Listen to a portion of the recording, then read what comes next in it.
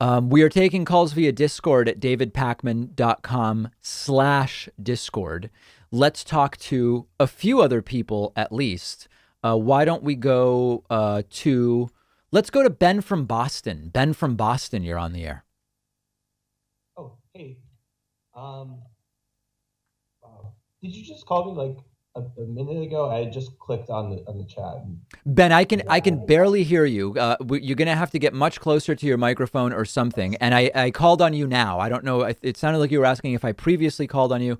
I called on you now. There was a different Ben I tried calling on before, but it Oh, wasn't you. thank you. That makes a lot more sense now. Yeah, Hey, is this better? it's a little better. Yeah, go ahead. Okay, thank you.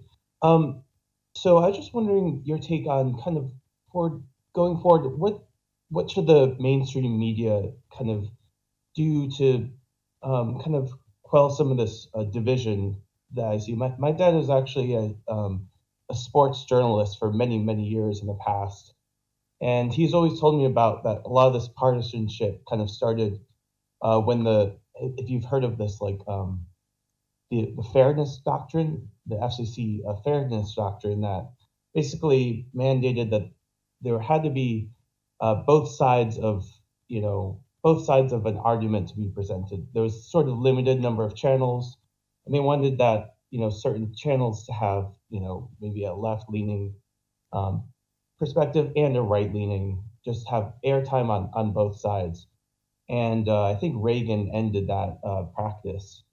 And my dad always tells me that he thinks that a lot of this kind of division and polarization in the news has started around then.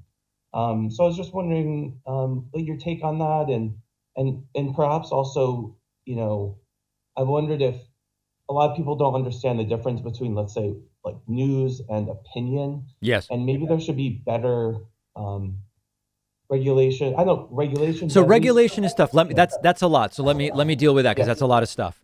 Um, the second part is a media lack of media literacy. I've addressed that before. We need to be teaching media literacy starting, to 11-year-olds, even younger, being able to identify the difference between content and advertising, which really young kids can't do, which is why advertising to children is so pernicious.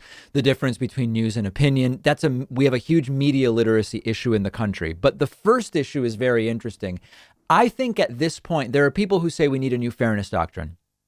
At this point, I believe that practically speaking, because so much of the information people are getting is on the internet, it seems to me that a new fairness doctrine would be a Pyrrhic victory in the sense that you might, through huge amounts of struggle and chaos, get something done, and it would be of minimal value because the media landscape has just changed dramatically. It's not about limited airwaves that have to be divided fairly in a certain way. It's a totally different situation with people getting news from the internet. So I don't think that the regulatory approach in terms of a new fairness doctrine is the right approach.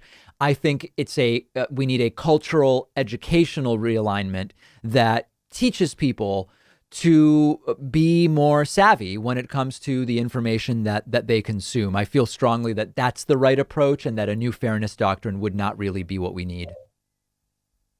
thank you. My pleasure. Great to hear from you. Let's take a very quick break. If you're holding, don't hang up because we're going right back to the phones momentarily.